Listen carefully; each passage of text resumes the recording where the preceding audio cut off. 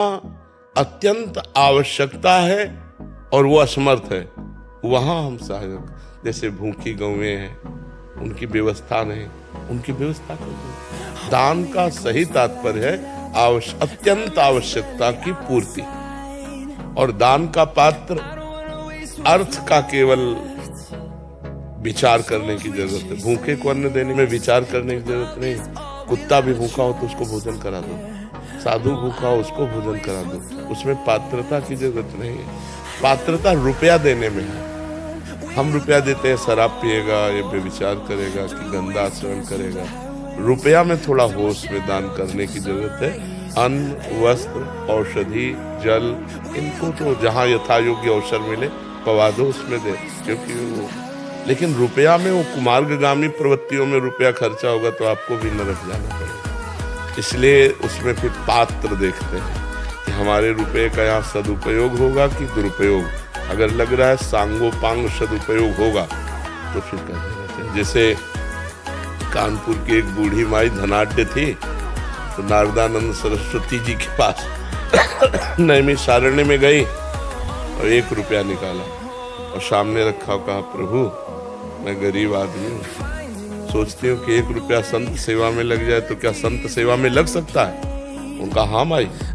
भंडारी को बुलाया, कहा 1 रुपया का नमक लाओ, पूरी दाल में डाल दो, सब संतों के सामने दाल परोसी जाएगी और माई आज तुम भी प्रसाद पा लो।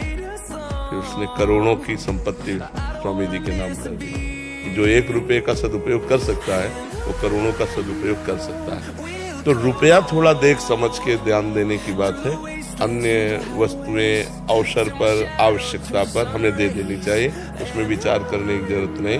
जब अर्थ देने की बात है, जैसे कोई मांग रहा है आपसे संत वेशधारी, एक तो संत मांगेगा नहीं, जो भगवान का निज जन है वो कभी ऐसे नहीं करेगा। ये हम तुम्हें पक्की बात बता देते हैं।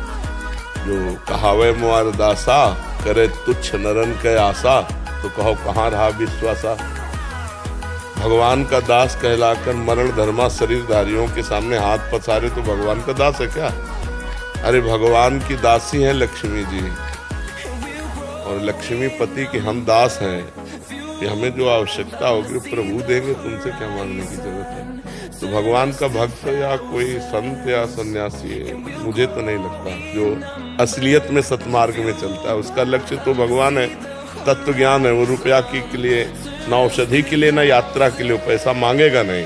हाँ, कुछ संतों का ऐसा है कि अगर प्रारब्ध दोषात आ जाता है तो उसका सदुपयोग कर देते हैं। कुछ संत झंझट में भी नहीं पड़ते। लेकिन अगर कोई वेशधारी आपसे रुपया मांग रहा है कि हमें तीर्थ यात्रा के लिए या यज्ञ कराने के लिए या इसके, तो आप स्वतंत्र हैं ना कहने में। बिल्कुल डरिएगा नहीं कि हमारा कुछ अहित हो सकता है, कुछ नहीं अहित हो सकता है, हमारी श्रद्धा नहीं, हम नहीं देंगे।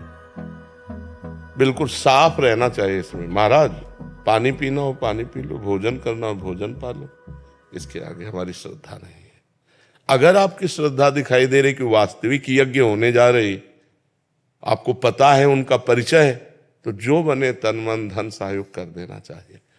मतलब उसमें जानबूझ करके ही दिया जा सकता है, अनजाने में धन नहीं दिया जा सकता कि हमारे धन का दुरुपयोग होगा तो फिर उसमें सदगति बिगड़ जाएगी। ऐसों के पास भजन बल नहीं होता। ऐसों के पास भजन बल नहीं होता जो पैसा मांगते घूमते हैं, और जिनके पास भजन बल होता है वो किसी को शाप देते भी नहीं है। और अगर शाप दे दिए तो भगवान से मिला देते हैं। मुनिनकर क्रोधो मुक्ति दातार। नारद जी ने यमलार्जुन को शाप दिया, भगवान से मिला दिया। अगर भजनानंदी महात्मा तुम्हें दंड दे दे तो भगवान की प्राप्ति करा देगा। भजनानंदी महात्मा कभी पैसा नहीं मांगेगा। पैसा मांगने वाला कभी भगवान का भरोसा नहीं रखता। ऐसों के पास वो होता नहीं है जो साप देते